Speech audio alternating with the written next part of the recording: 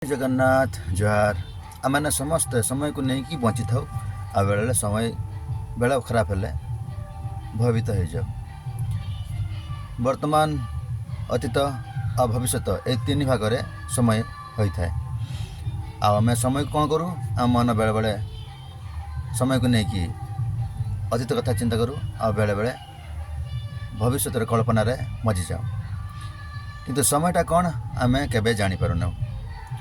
बहुत एपरी दार्शनिक लोक अच्छा जो मैंने समय को जानीपारी समय सठिक विनियोग कर सफल आ समस्त गोटे उदाहरण होती। तेणु आम मैंने गोटे बही आम पाखे अच्छी जो बहीटी पढ़ले आम मैंने समय कौन जानीपर आ समय महत्व को बुझीपर। से बहीटर ना हूँ समय। यही बहीटी पढ़ले आम समय सठिक विनियोग कौन करने दरकार ता जानीपर। आशा करें आम समस्ते ये बहीटी को जाना आ पढ़ा ताले समय महत्व कौन बुझीपर।